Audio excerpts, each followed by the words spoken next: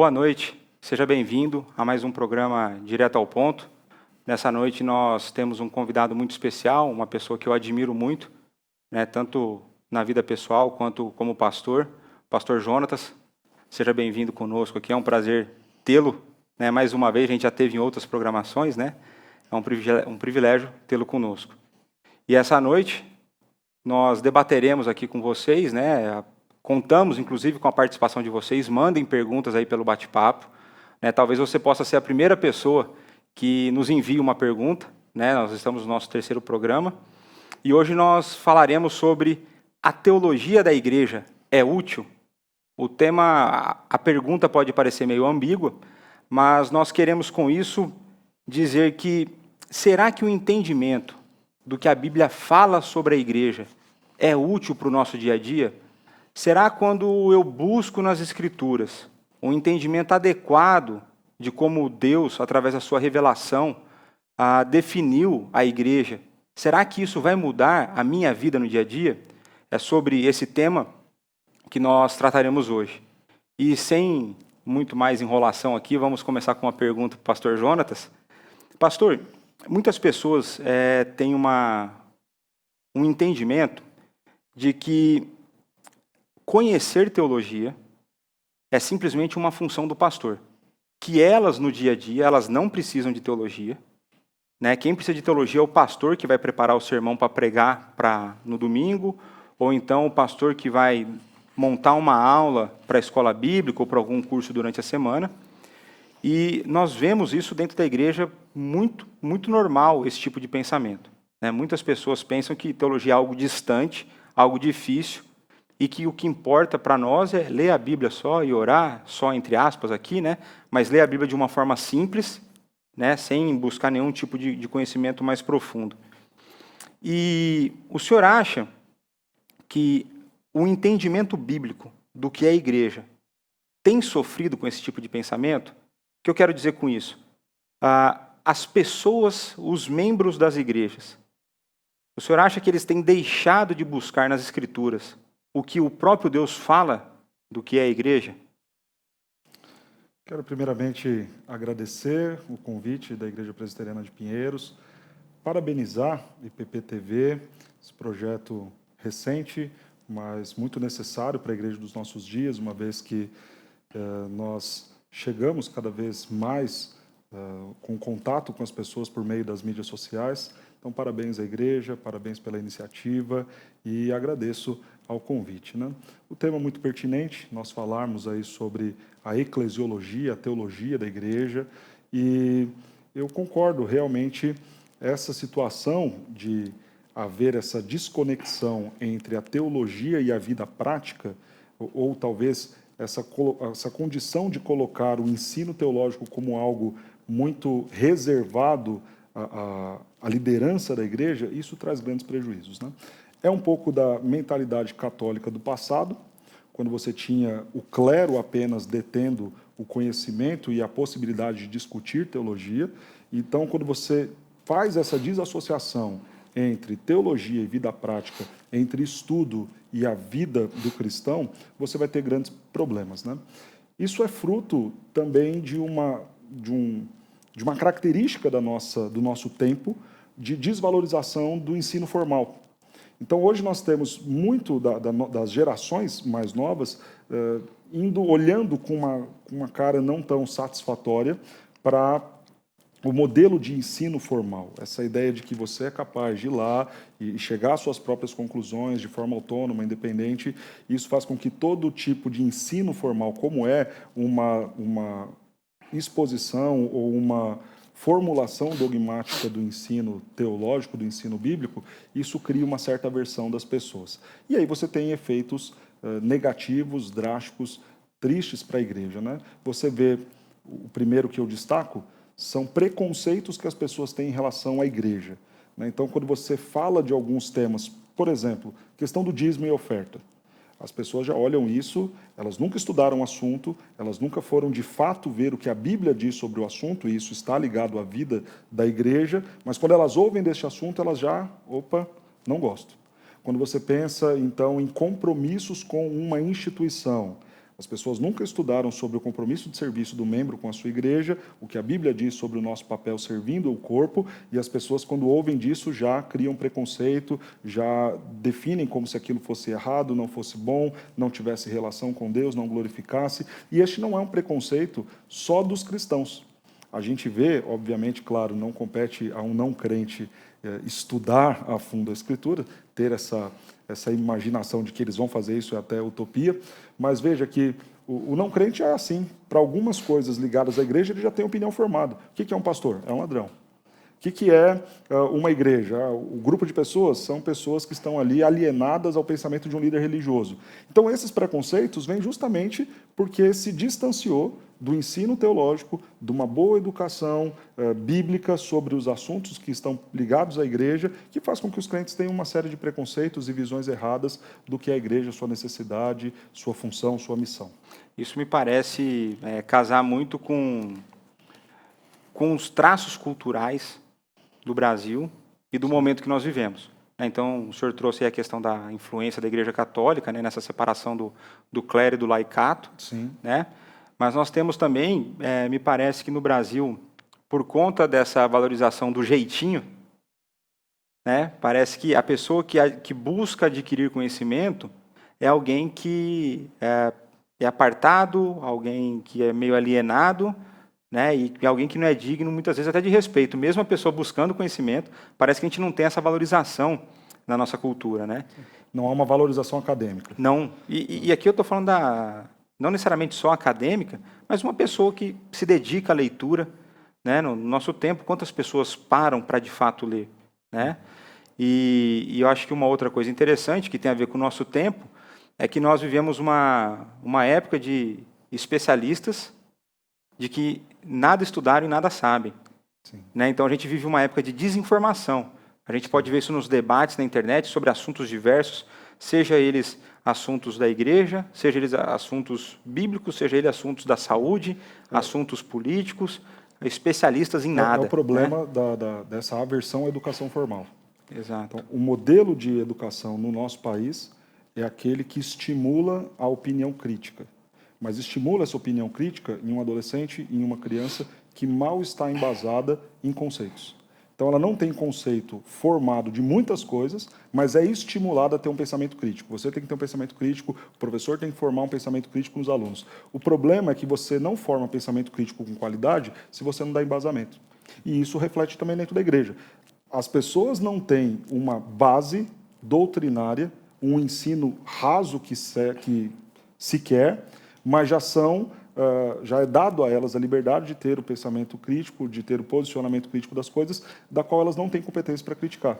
E não tem competência porque está reservado à liderança da igreja. Não tem porque não foi dado a elas o estudo, o ensino, ou elas já olharam ou ela mesma para não buscou. Ou ela mesma não buscou porque já olhou com esse preconceito. Ah, não, isso daí eu não quero, isso é pouco espiritual. Exato. Porque também tem essa questão, né? Olha, quando você falou de ser visto meio que de lado, isso é um problema. Você vê, às vezes, dentro da igreja, se um irmão decide se dedicar a estudar teologia, a conversa, cuidado, não vai por isso daí, por esse caminho, você vai perder a salvação, vai esfriar a fé. Então, esse preconceito já tem dentro da própria igreja, da pessoa ser vista como menos crente, como menos espiritual, se ele começar a estudar a Bíblia. E isso acaba afetando, inclusive, no preconceito contra a tradição, né, que foram que os nossos irmãos, ao longo de toda a história, estudaram, Sim. Construíram, né, direcionados por Deus, pelo Espírito Santo, e que nós hoje podemos usufruir de tantas sistematizações das Escrituras, né, e aproveitar isso. Então, pegando esse gancho, né, da importância de nós definirmos, né, as coisas, conceituarmos bem, como que as Escrituras definem a igreja? O que a palavra de Deus, o que Deus escolheu revelar, né? Nós lembramos que é uma revelação completa, né, de Gênesis e Apocalipse, Deus não fala de outra forma a não ser pela sua palavra. Então, o que Deus escolheu revelar para nós sobre o que é a igreja? Essa questão de uma definição conceitual, ela é muito difícil nós falarmos em relação à igreja, né? Primeiro que a Bíblia não é um livro de teologia sistemática, então você não vai ter conceitos para todas as coisas, né? Talvez a complementação da sua pergunta, né? O que nós podemos ver na Bíblia revelado sobre a igreja seja mais fácil nós conseguirmos delimitar, né? A Bíblia fala da igreja de muitas formas. A Bíblia ilustra a igreja como corpo, a Bíblia ilustra a igreja como família, então vocês são irmãos, então a relação Pai, o Filho, Jesus, e nós co-herdeiros com Cristo, irmãos em Cristo pela adoção do Pai. Então, você tem aí a noiva do Senhor Jesus, a herança do Senhor, todos esses são termos entregues ou colocados para a igreja na Escritura. Jesus fala também do seu povo na condição de rebanho, né, do pastor supremo. Você tem também a forma de falar da igreja como ramos ligados ao tronco, ligados à videira. Então, todas essas formas mostram para a gente, dão sinais, indícios para a gente do que é a igreja. E dentro dessas definições, não dessas definições, dentro dessas analogias que a própria Escritura vai fazendo acerca do povo de Deus, uma característica me chama muito a atenção. Sempre o coletivo. Tá. Família, coletivo. Ramos, coletivo. Membros de um corpo, coletividade. Rebanho, coletividade. Nunca a ideia de que um indivíduo é a igreja. Então aqui fica um esclarecimento importantíssimo. Você não é a igreja, mas você faz parte da igreja. Então alguém que creu em Cristo Jesus, foi adotado pelo Pai por meio da fé em Cristo, faz parte do corpo, faz parte do rebanho, faz parte dessa grande árvore onde nós somos ramos, faz parte desta família, mas um único indivíduo isolado não é a igreja. Então esse negócio, a igreja sou eu, isso não é bíblico. Então a gente tem que entender que aquele que foi salvo por Jesus Cristo, através da ação do Espírito Santo, da eleição de Deus Pai, ele então compõe a igreja. Sim, ele não parte é dela. Separado, ele não é a igreja. Ele Exato. faz parte, ele compõe o corpo daquilo que é a igreja. E até um equívoco interessante, né? As pessoas falam, mas Deus não está lá nas paredes. Fato. E a pessoa vira e fala, não, eu sou a igreja porque eu sou templo do Espírito Santo. Conceito de templo e conceito de igreja é completamente diferente. Templo era o lugar onde Deus encontrava-se com o seu povo na antiga aliança. Quando nós pensamos em Novo Testamento, com a vinda de Cristo, que na cruz o seu corpo se rasga para que nós adentremos a presença do Pai, ok, nesse caso, na individualidade, eu sou o templo do Espírito.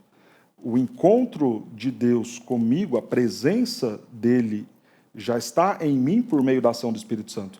Mas daí a ser igreja é completamente diferente. Então, ok, você é templo do Espírito Santo. E aí a gente pode falar da questão de uma unidade.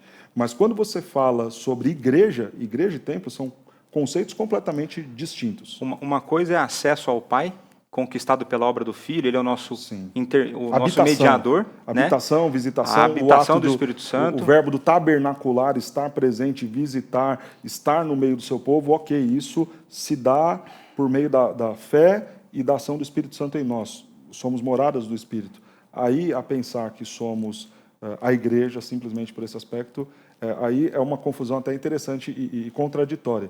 Porque se a pessoa parte desse pressuposto, ela está dizendo que igreja é parede. Certo. Então, a igreja é parede, mas a parede caiu porque eu sou igreja e Deus mora, habita em mim. Então, ela confundiu e bagunçou tudo na mente dela. Tabernáculo é uma coisa, igreja é outra. Certo. Então, o senhor falou ali de diversos aspectos, né, diversas analogias que as Escrituras nos dão a respeito da igreja, né? E a partir dessas analogias, quais são as categorias que a gente tem, né, quando a gente vai falar de igreja, de que forma a gente pode identificar a igreja? Porque se a gente for pegar a parábola do joio e do trigo, a gente sabe que na igreja que nós vemos, existem não salvos. Sim. A igreja é composta de não salvos? Como que funciona isso aí? Okay. Então, nós fizemos primeiro uma apresentação de termos, de analogias bíblicas para o que é a igreja, a forma como a própria Bíblia decidiu descrever a igreja do Senhor. Noiva, corpo, ramos, rebanho, então todas essas são formas, né? Família. Agora, quando a gente pensa na questão teológica, na teologia, nós dividimos isso da seguinte forma. A igreja visível são aqueles que compõem o rol de membros da igreja. E a gente fala a igreja presbiteriana de Pinheiros, a igreja presbiteriana dos IPs, a igreja presbiteriana, a igreja batista, a igreja Assembleia de Deus. São os crentes que nós estamos ali vendo, que foram lá na frente, fizeram o seu compromisso de fé, foram batizados, recebidos membros. Essa é a igreja visível, é aqueles que a gente pode falar. Quem são os membros da igreja? São os 100, 200, 300, 1000 que congregam ali. A igreja invisível são os eleitos de Deus, ainda não convertidos, ou que estão fora da igreja, e aí a gente vai falar disso, desse estar fora, provavelmente mais adiante, né? E que nós não temos a condição de dizer, este é um eleito que vai se converter daqui 2 anos e vai fazer parte do rol de membro de uma igreja. Mas é um eleito do Senhor que já tem ações de Deus, intencionais de Deus em relação à vida dele, pelo plano eterno do Senhor para salvá-lo.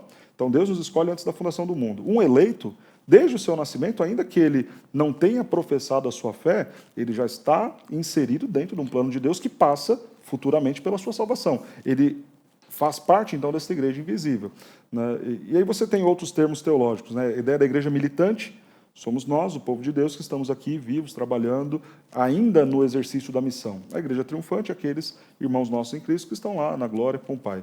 Então, esses são termos teológicos, justamente porque uma definição fechada de igreja em 2, 3 palavras é impossível. Então você tem, na Bíblia, se referindo à igreja como os eleitos que já estão lá no céu, com Cristo. Você tem na Escritura a igreja, o povo, quando, por exemplo, Paulo destina as cartas a igrejas específicas, é a igreja visível. Tanto é visível que Paulo coloca o nome das pessoas. E que tinha falsos mestres no meio. E que tinha falsos mestres. A invisível, né, de você, por exemplo, Jesus fala, né, ainda há outras ovelhas, né, que me convém conduzi-las, né, até o meu aprisco, né? Então, todos esses termos são termos que nós vamos usando para acomodar aquilo que a Escritura nos fala, nos informa sobre a igreja. Tá, então a gente falou aqui de 4 aspectos, né? Então, a igreja visível é aquela que as pessoas conseguem enxergar, né? Tanto crente quanto não crente. Né? Então, quando eu chego aqui no domingo para prestar culto a Deus, a igreja visível são as pessoas que eu estou vendo aqui. Sim. Né? É aquilo que a sociedade vê. Né? Tem a ideia de testemunho. Então, testemunho é dado, inclusive, pela igreja visível. E confiamos no depoimento e no testemunho do que eles dizem, né? Isso. Não compete a gente dizer, você não é tão crente, a salvação... você não é crente de verdade. Claro, a gente pode julgar as obras, mas não julgar o aspecto se está realmente salvo, eleito ou não. Né? A salvação pertence a Deus, né? Sim, sim. Então, a gente falou da igreja invisível, a igreja visível, a igreja invisível, então, que é aquela composta pelos eleitos de todos os tempos. Perfeito. Certo? Nós falamos da igreja militante, é aquela que está aqui para cumprir a missão que Jesus Cristo deixou. Proclamação, expansão do reino, proclamação das boas novas. E tem a igreja triunfante, que são aqueles irmãos que já têm um privilégio de estar diante de Deus, né, aguardando aí a segunda vinda de Cristo para que tudo seja consumado. Sim. E vivamos todos aí. Não no sono da alma, aguardando conscientemente. Exatamente, diante de Deus, já usufruindo da presença dele. Né? Exatamente. Há um outro aspecto também de igreja, e esse eu vou falar e talvez você se assuste. Da Bíblia mostrando a igreja como instituição. Né? E entenda a instituição aqui, é claro que a Bíblia não está falando de CNPJ, razão social, porque, obviamente, isso não era nem, talvez, uma forma de governo da época. Né? Mas observe quando você olha o texto de Mateus 18, por exemplo, Jesus falando como deve se tratar o pecador, ele fala o seguinte, olha, errou, vai lá, conversa entre ti e ele só. Até aí você está falando de indivíduos, você não está falando de um grupo. Sim. Persistiu no erro, chama outras pessoas, outras 2 pessoas, conversa entre vocês, ouviu, ganhou o irmão. Agora, olha que interessante, Jesus falando, né? Porque às vezes as pessoas falam, esse negócio de instituição, de liderança instituída é coisa dos homens, e alguns vão dizer o seguinte, né? Até desconsiderando a inerrância e a suficiência, por exemplo, de Atos e dos demais textos do Novo Testamento. Isso é coisa que os apóstolos fizeram. Veja que não. Jesus diz, em última instância, não resolveu, diz-o a igreja. E aí vem a sequência do texto. Se 2 de vocês concordarem, né, e se não ouvir nem a igreja, considera como gentio e publicano. Isso. Considerar como gentio e publicano é algo tão sério que o que Jesus fala no complemento, se 2 concordarem, né, tá ligado na terra, tá ligado no céu. O que Jesus está fazendo ali? Existe uma ordem para o funcionamento das coisas, do qual eu, Jesus, chamo de igreja, né? E isso é um processo extremamente formal e institucionalizado. Porque você não pode, aqueles que pensam a igreja como algo espiritual. Tá, como é que você vai, diz a igreja, se você entende a igreja como algo espiritual, né? Não, olha, a igreja é o povo de Deus, é apenas a igreja invisível, né? Tá, então como é que você vai dizer a alguém que você não tem determinado visivelmente quem são? Não tem como, se não é uma instituição. né? E como é que este espiritual e invisível vai discutir sobre a situação de pecado de alguém e inclusive deliberar algo tão sério? Trata como gentio e publicano. Então, quando Jesus põe esse modus operandi de tratar o pecador ali em Mateus 18, o que ele está dizendo? Existe uma ordem, existe um grupo de pessoas que vão se reunir para tratar e deliberar de assuntos ligados à saúde espiritual do meu povo, e este grupo eu estou chamando de igreja. Diz-o à igreja, eles vão sentar, eles vão conversar, vão tratar este pecador, e o que eles ligarem aqui está ligado lá. Jesus não apenas mostra um modelo, não apenas mostra que esta instituição é composta de pessoas, tem regimentos e regras, como Jesus valida também tudo isso. O que eles ligarem na terra, eu entendo e aceito, é a minha igreja lá. Isso lembrando só quem que era Jesus mesmo? O Deus encarnado, né? Encarnado. O Deus encarnado. Então, o Deus encarnado falando sobre uma instituição. Sim. Né? E ali naquele texto, tão usado de forma equivocada, né? Onde 2 ou 3 estiverem reunidos em meu nome. Estarei também. Então, a gente normalmente, muitas pessoas usam isso para contexto de reunião de oração, né? Justificar o fracasso, né? Mas a gente sabe que esse texto está querendo dizer é que quando 2 ou 3 líderes da igreja estão tomando uma decisão ali a respeito da disciplina, da expulsão, da excomunhão de uma pessoa, né, que tratar como gentio e publicano é excomunhão. Então a gente está falando aqui de algo bíblico. Sim. Né? Então, quando Jesus fala assim, ó, se 2 ou 3 reunidos em meu nome, eu estarei, ou seja, eu estou validando essa reunião. Sim. Por quê? Porque eu atuo por meio dessa instituição. É isso que o Deus encarnado, o Deus homem, está falando, certo? Exatamente. Perfeito. Então, olha, E esse é um aspecto que muitas vezes a gente não gosta de falar. Não. Né? Porque as pessoas olham e até aceitam a igreja nessa coisa bonita, né? Eu já ouvi pessoas falarem o seguinte, né? Não, olha, nós somos um grupo, nós não somos uma denominação, uma igreja com placa e endereço, não. Nós somos um grupo que se reúne em casa, num evangelho simples, onde a gente estuda a Bíblia, canta alguns louvores, faz uma oração, mas isso não é igreja. Aí você vira e fala, tá, mas quem determina a casa? Ah, não, a gente decide entre nós, então você já tem um sistema de governo. E quem determina a regra, ou o horário, ou que tipo de estudo vai ser? Não, a gente tem um irmão que tem mais experiência, então ele é o líder de vocês. Ah, e quando der algum problema, como que vocês vão tratar isso? Ah, não, se isso acontecer, a gente vai tratar assim, assim, assim. Então vocês já têm um regimento, vocês já têm um líder, vocês já têm um local, e vocês já têm até um código de disciplina. Então vocês são uma instituição. Então, essa ideia que pode até parecer bonita e romântica, né? Não, vamos reunir em casa, eu, Léo, algumas famílias, nós não somos igreja dessas, nós somos desinstitucionalizados, é o que é a moda agora, né? É a igreja espiritual. Somos uma igreja espiritual, de um povo, de um evangelho simples, sem CNPJ, sem essas coisas todas. Que isso é coisa de homens. Porque isso é coisa de homens, isso é invenção humana. Irmãos, isso está errado, isso é antibíblico.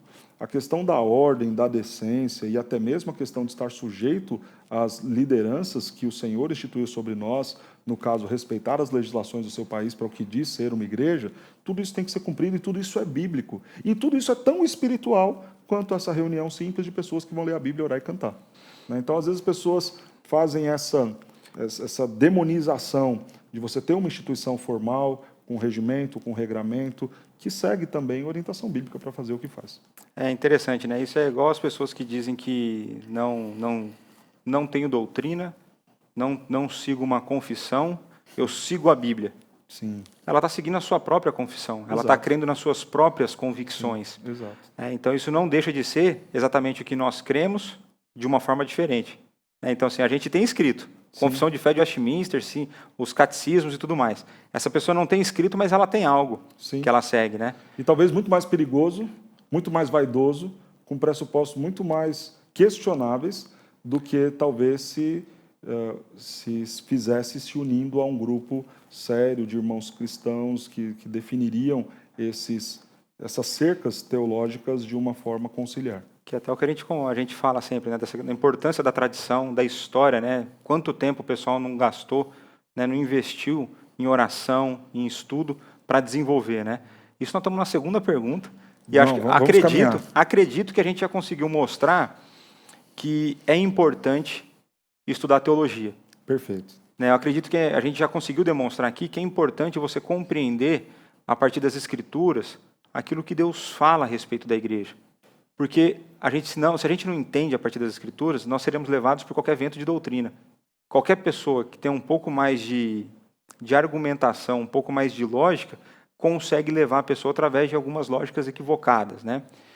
E aí, então, a gente passou por essa questão de definição aí de vários aspectos da igreja, a partir das Escrituras. Hoje, de qual aspecto nós falaremos? Porque a gente não consegue aqui nesse programa de 1 hora ser exaustivo. Sim. Né? A gente pinça alguns pontos mais importantes que a gente dentro do tema, né? E dentro do tema de hoje, qual que é o aspecto que nós vamos então abordar com mais profundidade? Falar da igreja visível, né? A instituição, as nossas denominações, a igreja visível, é dentro disso que a gente vai caminhar sobre a necessidade desta igreja. Certo. E aí, eu quero perguntar para o senhor, dentro já a partir dessa perspectiva de que nós estamos falando aqui da igreja visível, né? Então a gente está falando de uma instituição que é ao mesmo tempo regulamentada pelo governo da nação e ao mesmo tempo regulada por Deus. Né? O aspecto humano e o aspecto espiritual. Né? Nós não vivemos apartado, nós vivemos nesse mundo e Jesus Cristo não nos tirou desse mundo, né, fisicamente. Né? E espiritualmente Ele nos tirou desse mundo, nós estamos desapegados disso. Né? Então, considerando esse aspecto da igreja, quais são algumas consequências práticas que o entendimento superficial do que é a igreja, né, do que é a igreja visível, do que são as ordenanças de Deus para ela, quais são as possíveis consequências práticas para quando eu não entendo, a partir das Escrituras, o que é a igreja? O que o senhor enxerga nisso aí? Eu, lendo certa feita o reverendo Heber falando acerca disso, o reverendo Heber Carlos de Campos Júnior, ele dizia o seguinte, né? Se nós não conseguimos amar a noiva, como se relacionar bem com o noivo? Né? Então, eu vejo que a primeira grande consequência é justamente você desvalorizar algo que Cristo valorizou ao extremo e se entregou pela igreja. A ponto de morrer por ela. A ponto de morrer por ela. Então, essa desvalorização da igreja, e mais uma vez, talvez você me ouvindo diga, não, mas aí é a igreja espiritual, é a noiva espiritual invisível. Mais uma vez eu cito Mateus 18. Para a noiva dele, ele, o Senhor Jesus, estipulou a forma dela funcionar, viver e trabalhar, que passa pela igreja visível institucionalizada. Então, o primeiro grande problema é desvalorização da igreja. Achar que a igreja não é necessária, achar que a igreja é irrelevante. E talvez nesse tempo de pandemia, quando as igrejas fecham e aquilo é indiferente para o bairro, talvez até justifique ou talvez até dê voz e validade a esse pensamento equivocado. Então veja que agora eu não estou levantando só o problema da forma como as pessoas ou membros veem a igreja. Eu estou dizendo talvez até a forma como a própria liderança que não estuda o que é a igreja, o seu dever, a sua missão, o seu papel, o próprio impacto disso.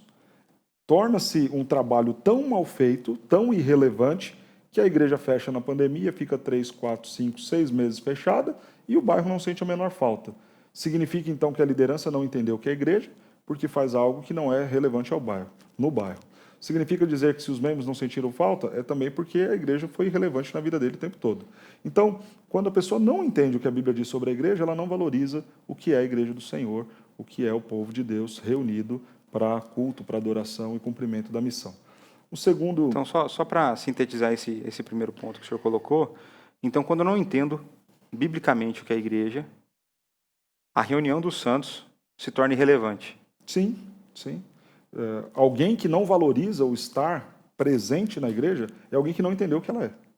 Se para você ir ao campo de futebol ou ir ao culto de domingo é uma decisão não tão difícil, ou simplesmente, não, é tranquilo decidir isso, pastor, eu vou para o campo de futebol, é porque você não entendeu nada do que é igreja. Você não entendeu absolutamente nada do que é igreja, do que é a igreja do Senhor, o papel da igreja, a missão da igreja. Então, se você não tem nenhum conflito interno, quando você decide, no domingo, dia do Senhor, ir no aniversário, ir num campo de futebol, ir lavar seu carro e, por conta disso, deixar de cultuar presencialmente, então você não entendeu ainda o que é a igreja. Você tem que voltar para a Escritura, ler a Escritura e então compreender melhor a igreja, a sua necessidade. Porque parte da compreensão bíblica do que é a igreja vai nos mostrar, aí o senhor pode discordar de mim se for o caso, sem problema algum, Parece que o ensino bíblico nos mostra que a reunião, o ajuntamento de crentes para cultuar a Deus no domingo é um momento especial no qual Deus age de forma sobrenatural através dos meios de graça, derramando da sua graça na vida dos crentes. Ele já derrama no dia a dia, ele já cuida de nós diariamente, mas as Escrituras apontam para um momento especial, onde nós nos devotamos, adoramos a Deus como comunidade, isso é uma prescrição bíblica, né? E nesse momento Deus age de forma sobrenatural em nós, nos convencendo do pecado, nos aproximando mais dele, né? Com a participação nos sacramentos, oração, cântico. É por esse caminho? Olha, eu quero citar 3 contextos bíblicos diferentes. O primeiro eu vou citar, mas não vou falar tanto dele, porque algumas pessoas vão dizer o seguinte: isso aí está na lei, não tem nada a ver com o que é hoje. Certo. Quando nós vemos ali em Deuteronômio o povo prestes a entrar na Terra Prometida, uma das coisas que Deus determina como ordem para Moisés e para aqueles que vão entrar é: quando vocês chegarem, vocês vão para o lugar que eu reservei para o culto. Né? Então, é tão especial estar reunido, que está dentro da ordem do que fazer quando chegar na Terra Prometida, que Deus coloca. Vocês encontrarão, terá o lugar que eu vou indicar para vocês, onde vocês vão prestar o sacrifício, onde vocês vão reunir o povo para cultuar, para adorar. Mas isso daí é a lei, não tem nada a ver com a igreja agora. Quando a gente vai lá para o Salmo 133, o texto nos diz com muita clareza, né? Quando há união, e como é bom e agradável viverem unidos os irmãos, ali, com esse grupo reunido, ordena o Senhor a sua bênção e a vida para sempre. Há sim uma ação diferente do Senhor, a bênção especial do Senhor para esse povo reunido. Quando a gente vai para os movimentos de reforma pós-exílio, você vê também todo esse contexto de que o despertar do povo se dá quando eles estão reunidos. Esdras reúne todo o povo por jejum e oração e há quebrantamento. Neemias reúne todo o povo para confessar pecados e há quebrantamento. Então, veja como é especial da parte do Senhor agindo no meio do seu povo quando todos estão reunidos, em volta da Escritura, fazendo aquilo que o Senhor ordena. Eu disse que seriam três contextos bíblicos, né? Mas vou dar um quarto aqui. Né? 3 que são 4. 3 que vão ser 4 agora. Né? Pensando, quando a gente vê a forma como Jesus ilustra o seu povo, ele usa a expressão dele sendo a videira e nós, o seu povo, sendo os ramos. Se você corta o ramo, ele vai apodrecer, vai morrer, não vai produzir nada. Ele não terá vida. Não terá vida. Então, veja como é importante estar ligado e estar reunido, todos juntos. Né? Esse estar junto representa a bênção do Senhor. O Senhor abençoa, e é especial e é diferente. Não à toa, não deixe de congregar. Já virou um 5º texto agora. Né? Não deixemos de congregar, justamente à medida que a gente vê que se aproximam os dias, a gente tem que congregar. Né? Há fortalecimento, há consolo, e tudo isso é especial quando a gente faz no meio do povo de Deus. Eu quero dizer a você que nos acompanha que não há nada mais especial, mais interessante e belo do que você viver a igreja com intensidade e ver quanto Deus abençoa você por estar nesse contexto. Uma pessoa me ligou esses dias lá da igreja, falando: pastor, estou meio desanimado, estou meio preocupado, porque eu queria estar mais vivo espiritualmente, né? Eu falei: irmã, é o seguinte, quando nós voltarmos agora, se envolve com tudo. Se envolve no grupo das irmãs, se envolve com a escola dominical, se envolve com o culto, participa, vai de cabeça mesmo. Porque você vai ver quanto isso é especial. Quanto você erra e alguém chega lá e puxa a sua orelha. Quanto você, ao se dedicar, você vai aprender mais, vai orar mais, vai ler mais a Bíblia. Quanto que você vai ser abençoado quando você servir a alguém. Como que você, por exemplo, professor de escola dominical, vai ser extremamente abençoado quando você vê uma criança recitando um versículo que você ensinou. Então, existe uma bênção especial de Deus quando você está no meio do povo. E você aí em casa, com a internet e o celular, não vai viver isso. Quando você está com a igreja, vivendo a igreja com intensidade, algo especial e diferente de fato acontece. Isso a gente está falando aqui, né, num recorte de tempo onde a gente consegue cultuar. Né, existiu um período agora que a gente estava de fato impossibilitado, todo mundo fechado. Sim, claro. E a internet foi uma benção. Era o recurso que nós tínhamos, né? A partir do momento que começa a existir essa possibilidade, né? Aí a gente vai conversar até um pouquinho mais... A internet não é um mal. A transmissão dos cultos não é algo errado, não é algo nocivo para a igreja, claro que não. Mas é um meio a mais, um recurso a mais, uma forma a mais. Não pode ser a única. Sim. E imaginar como sendo a única... Como a única fonte de alimento para a minha vida, não pode. Mesmo porque, irmão, se fosse assim, Deus primeiro tinha inventado a internet. E depois tinha constituído qualquer outro dom, talento e coisa do tipo. Se o congregar online em casa fosse o desejo de Deus para as nossas vidas, a primeira coisa que ia existir não era a cruz, era a internet. Era a conexão, era o seu celular, e aí ele ia falar, não, agora eu te dei o mais importante e o suficiente. Tome aí, então, uma boa banda larga de Wi-Fi, de internet, e vai ser crente. Mas não foi isso que Deus fez. Esse é um meio que nós temos hoje, louvado seja Deus por isso, estamos nos valendo dele nesse momento, e sabemos que somos usados por Deus nesse momento para abençoar vidas, mas não pode ser o único nem mais importante. E o que eu acho interessante da gente pensar na igreja reunida, né? Se é Deus, né, como diria, se é Deus e né? Se é Deus quem está abençoando, que está movendo no meio desse povo, a gente junta com algumas coisas do programa passado, é o Deus Todo-Poderoso, o Deus Todo-Amoroso, o Deus Santo, né? Então, e isso deveria encher o nosso coração de vontade disso aí, mas... Ô, Léo, vai lá. Só, se pode dar bronca, né? Uma bronca também, né? Irmão, se você está se alimentando aí pela internet, você está se alimentando porque tem uma igreja visível trabalhando aqui. Ah, é muito bonito ver lá bons sermões, ótimos programas, mas isso só é possível porque tem gente envolvida.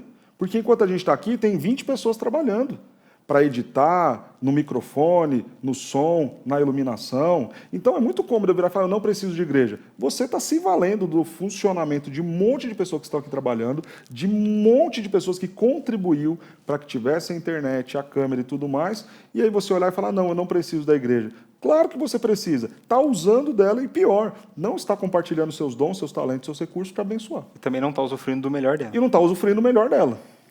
E quais são as outras, então, consequências práticas aí de uma má compreensão da teologia da igreja?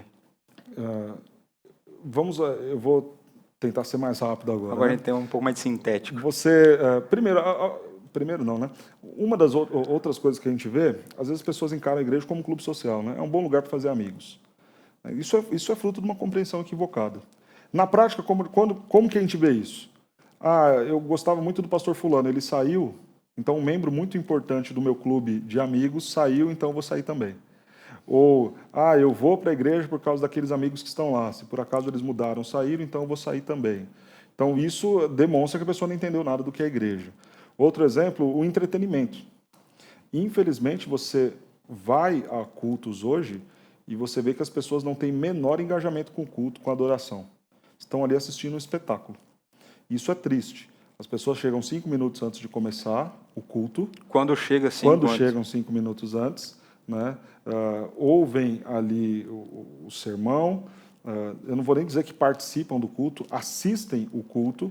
E elas estão tão desconectadas do corpo, justamente porque não entenderam o que é a igreja, que se bobear, na hora dos avisos, elas já estão lá no carro indo embora. Sim. Sem fazer menor questão de cumprimentar pessoas, de se envolver com pessoas, de servir ao grupo e de ser um ramo frutífero. Então, o que vira a igreja? Uma casa de espetáculo. Eu fui lá, comprei o meu ingresso, fui assistir, não tem envolvimento com ninguém que está do meu lado, se perguntar o nome eu não faço a menor questão nem de saber, e se a pessoa vier conversar comigo, eu já acho que essa pessoa está invadindo o meu espaço. Então, irmão, se você está vendo a igreja desse jeito, já demonstra que é um entendimento equivocado do que é a igreja do Senhor. Tá, e aí fazendo só uma junção, né? Não é que eu não possa ter amigos na igreja, né? Sim, quando a gente fala do clube exato. social, na verdade é uma consequência, né? A Bíblia vai falar que nós temos amigos são mais chegados que irmãos. Amigos mais chegados que irmãos, né? Irmãos na fé. Só que não pode ser essência. Exato, isso não é essência. Isso é uma consequência. Consequência de uma igreja saudável. Porque aí são os membros do corpo, os membros que funcionam de forma ajustada, né, para servir o reino e tudo mais. Quando eu não entendo corretamente, eu posso vir só por isso, mas pode ser que ainda seja pior. Eu nem por isso, né, eu vou chegar em cima do horário, eu vou chegar atrasado. Em alguns momentos eu chego... Eu não, né? A pessoa vai chegar para o momento só da mensagem. Sim. Né? Não, o hino é muito antigo, os cânticos são muito modernos, não quero, ok. e tal, e eu chego só para a mensagem. Aí eu ouvi ali um pouco de mensagem, talvez aquilo faça bem para mim, dependendo da mensagem eu não gostar muito. Se aquele dia estiver confrontando um pecado meu, eu também levanto e vou embora. Então esses são grandes... E aí você pensa assim, né? Ah, pastor, mas por que é errado eu não ter esse envolvimento com o corpo? Porque a Bíblia fala, exortai-vos mutuamente, consolai-vos mutuamente, alegrar com os que se alegram, chorar com os que choram. Então, você tem uma série de ordenanças, de princípios mútuos, de princípios de mutualidade. Os uns aos outros. Eu faço isso, uns aos outros, eu faço o que o meu irmão ele faz para mim, que não dá para você fazer isso sem se envolver com o corpo. E se você está na igreja e não tem esse envolvimento, é que você não entendeu justamente essa condição da mutualidade, né? Do uns aos outros. Do consolar, do ajudar, do chorar, do se alegrar, do exortar, do disciplinar. Isso é a função que nós precisamos fazer uns para com os outros. É interessante, né? O senhor também já levantou, acho que outros assuntos que dariam outro programa. Perfeito. Né? De coisas que nós devemos fazer dentro da igreja. Né? Porque muitas vezes as pessoas pensam que a igreja é só vir ouvir a pregação ou participar dos cânticos. A pessoa que de fato presta culto, né?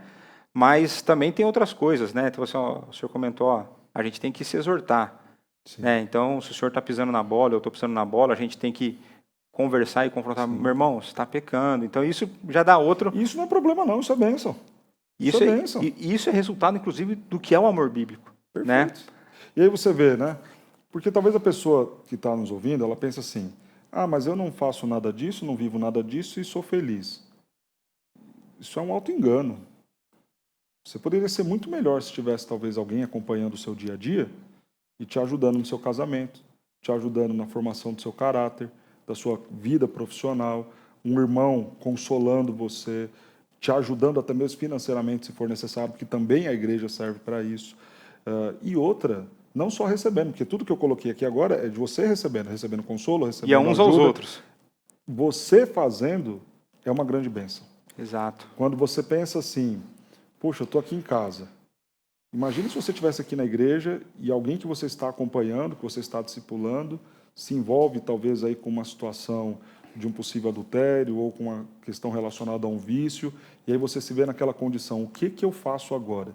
Irmão, você vai crescer muito em estudar a palavra, em ver um jeito, em resolver, justamente porque você vai correr atrás para tentar ajudar e servir aquela pessoa. Eu diria que se fosse possível ser feliz longe do corpo, se você estiver no corpo, você vai estar extasiado, vai estar com uma alegria... Exato, verdade. Né? Perfeito. Se fosse possível, né? A gente sabe que não é uma pergunta retórica, mas... Sim. Então, vamos aproveitar agora, acho que a gente encerrou um pedaço aqui de perguntas, nós vamos chamar o intervalo, e na sequência nós voltamos fazendo aí as últimas perguntas, as considerações finais. Até daqui a pouco.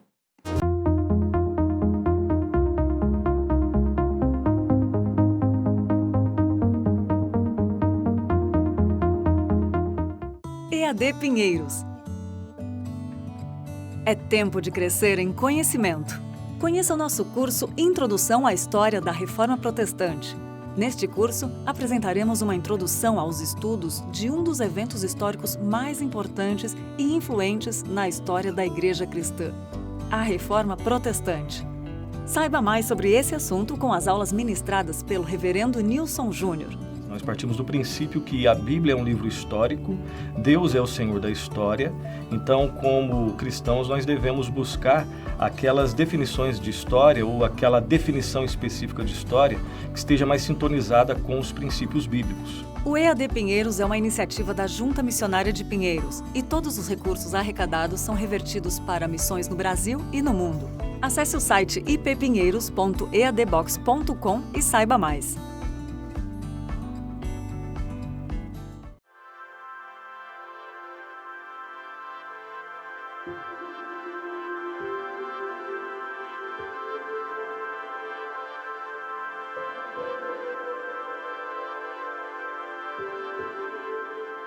Ouvi a tua oração e vi as tuas lágrimas. Eis que eu te curarei. 2 Reis 20:5. IPP-TV, a sua web TV missionária. Oi, galerinha! Tudo bom com vocês? Suas manhãs serão ainda mais especiais com a programação da IPP-TV. De segunda a sexta, às 9h30, muita história, música e brincadeiras. As crianças vão se divertir com o Pinheirinhos TV. Mas aqui é tudo uma família, né, Pedro? Às 10 horas, um programa de notícias, entretenimento, entrevistas e muita interatividade. Manhã IPP ao vivo com Lídia Dickel e Pedro Cera. Comece o dia bem informado com um conteúdo cristão de qualidade. Esperamos você aqui na IPP TV, a sua TV missionária.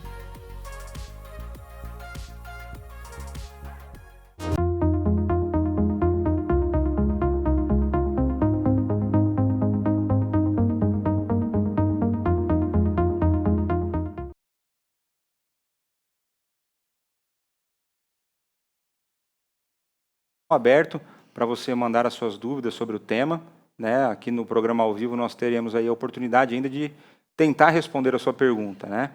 E dando continuidade então, enquanto nós não temos nenhuma interação, dando continuidade com a nossa conversa, pensando agora já um pouco mais no período que nós estamos vivendo, né? Esse período do isolamento e coisa do tipo.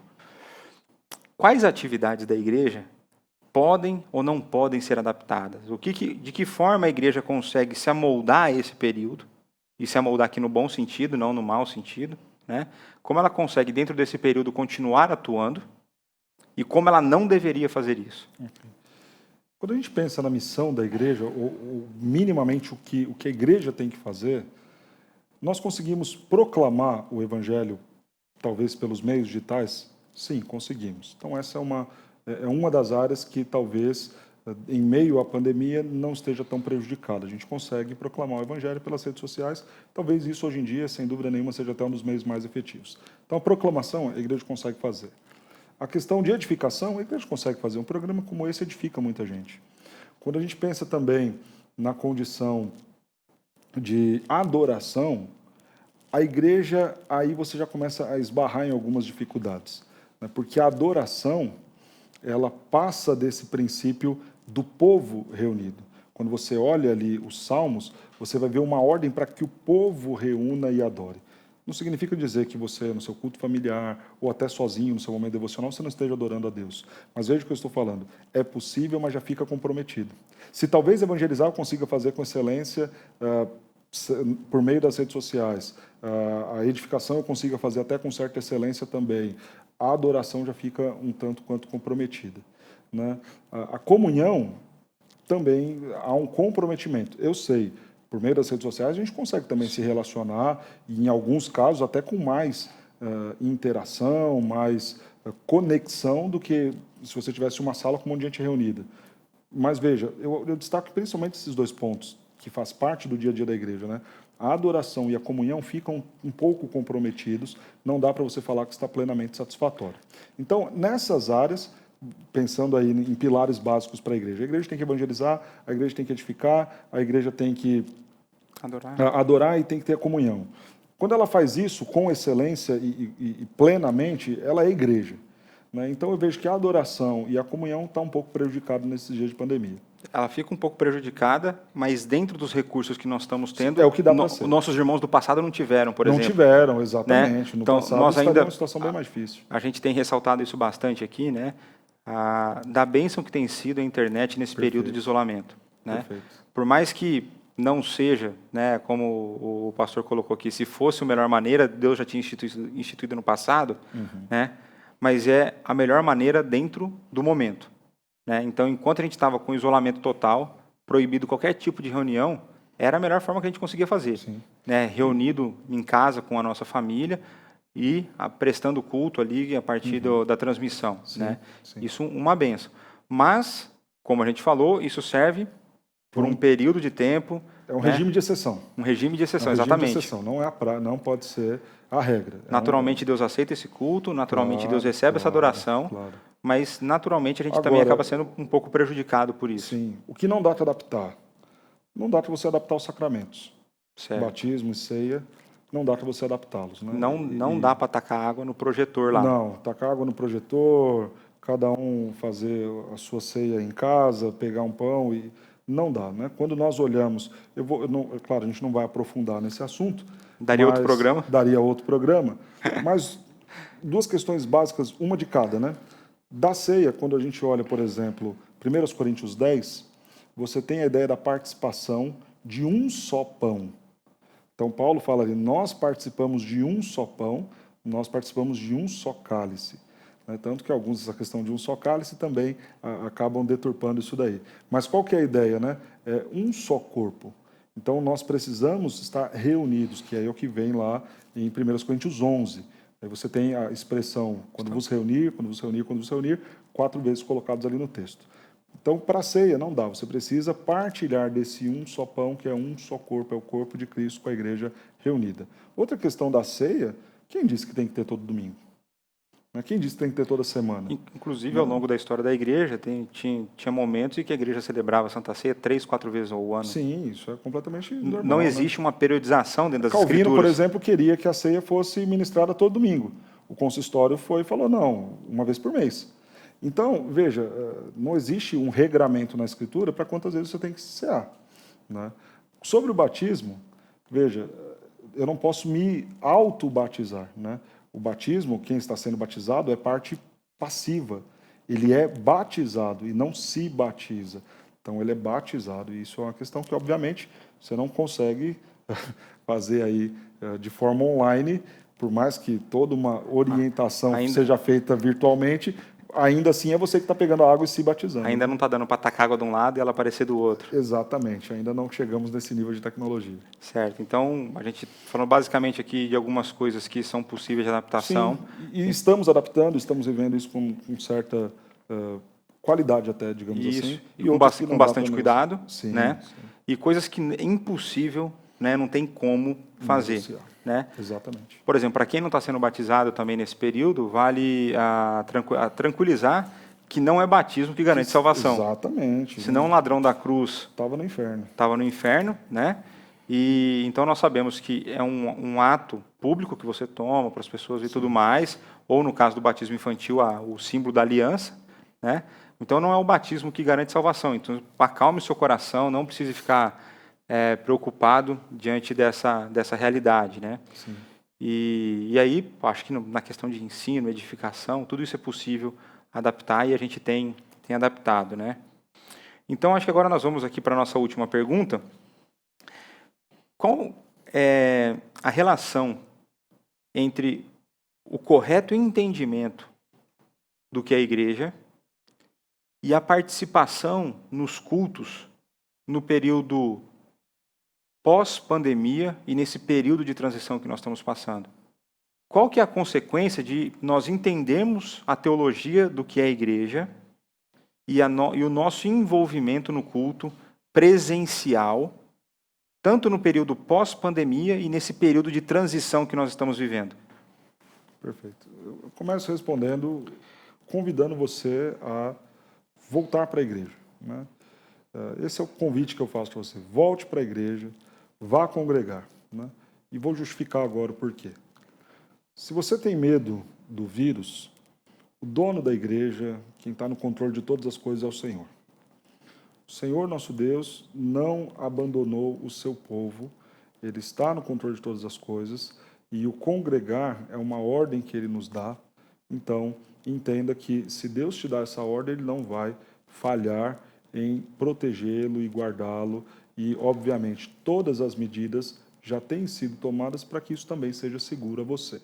Claro que quando nós falamos confie no Senhor, o dono da igreja, estamos dizendo também que este Senhor, dono da igreja, já disse, ok, voltem, retornem, há meios seguros e possíveis para que vocês façam isso da melhor forma possível. Tá. Então o que o senhor está falando é o seguinte, voltem, Deus é o dono da igreja, Deus é soberano sobre todas as circunstâncias, e Ele falou para que a igreja congregue, se reúna para adorá-lo. Perfeitamente. O que o senhor não está dizendo? O senhor não está dizendo que isso nos dá o direito, a liberdade, para sermos imprudentes no retorno. Perfeito. Certo? Porque, veja que essa condição da prudência passa pela capacitação que Deus dá a todos os envolvidos na área de saúde que estão justamente trabalhando pela capacitação do Senhor para cuidar do nosso. Então, se estes, capacitados pelo Senhor, encontraram um meio e uma forma segura de nós congregarmos, congreguemos. Mas eu tenho medo. Então, pera lá, você não está confiando então no Senhor, e aí eu estou dizendo até, você não está confiando naqueles que o Senhor capacitou, que estão te dizendo, volte. Quando então os médicos, os biólogos, infectologistas dizem, podem voltar com essas restrições, com esses cuidados, capacitados pelo Senhor, eles chegaram à conclusão de que isso é possível. Então, entenda isso como sendo uma condição até do nosso próprio Deus, para novamente ter o seu povo reunido. Né? Então, volte e congregue. Né? Creio, o Senhor é o dono da igreja. Outra questão muito importante que eu quero dizer a você, o Senhor nos dá um tempo oportuno para que nós preguemos a palavra. Quando a gente lê lá em Apocalipse, capítulo 11, as duas testemunhas do texto são a igreja do Senhor. E é dito ali que a igreja do Senhor tem a plena bênção e cuidado do Senhor no ato de cumprir a sua missão. Irmãos, nós ainda estamos nesse grupo que está militando. E veja o que o nosso texto diz, né? Elas têm autoridade para fechar o céu, para que não chova durante dias, até que profetizem. Têm autoridade também sobre as águas para convertê-las em sangue, bem como para ferir a terra com toda sorte de flagelo, tantas vezes quanto quiserem. E quando tiverem, então, concluído o testemunho que devem dar, então a besta surge, etc. e tal. Veja que até nós termos aí concluído a nossa missão, o Senhor nos dá autoridade para irmos muito bem e cumprirmos a obra. Então, se Deus já coloca para a gente a condição segura para voltar, Ele é o Deus que nos protege, é o Deus que deseja que congreguemos e nos entregou uma missão para proclamarmos, para falarmos, para profetizarmos e está nos dando as garantias de que, olha, eu estou com vocês até mesmo para coisas extraordinárias. Confie então que o Senhor vai fazer isso, vai te proteger, vai te livrar e fará coisas extraordinárias para que você cumpra a missão e também obedeça a Ele, adorando, bendizendo o nome dEle da forma como Ele deseja, que é o povo dEle reunido, bendizendo o seu nome. Maravilha.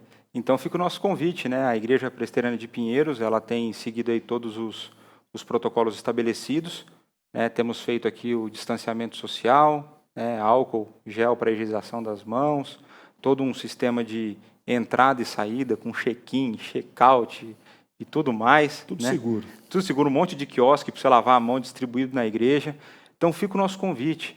Venha cultuar conosco, venha fazer parte do corpo de Cristo, né, presencialmente. Perfeito. E lembrando que se Deus quiser que você fique doente, vai ser trancado em casa ou saindo de casa. Exatamente. Né? A gente não está pregando aqui imprudência, a gente está pregando aqui um retorno às atividades de adoração a Deus com muito cuidado, né? E com o coração cheio de vontade de estar junto, né, para prestar culto. Domingo passado eu tive a oportunidade de voltar, né, a cultuar a Deus presencialmente e foi muito bom. Então fica o nosso convite. E, pastor, muito obrigado pela sua presença. Foi um prazer, um privilégio tê-lo conosco, né, como sempre é, né? E espero aqui, né, já tê-lo outras vezes, né, já conversamos um pouco sobre isso. E que Deus continue te abençoando lá no trabalho lá na sua igreja, né, na igreja que Deus tem te colocado à frente dela. Depois procurem lá a Igreja Presbiteriana dos IPs, sigam lá nas redes sociais. Eles também têm começado ali, já têm feito um bom trabalho com comunicação e sejam abençoados por eles também. E a você que nos acompanhou, Deus os abençoe, esperamos encontrá-los aqui na próxima semana. Se você foi abençoado por esse programa, compartilhe com outras pessoas, né? Se inscreva no canal, dê o seu like e fiquem com Deus e até a próxima.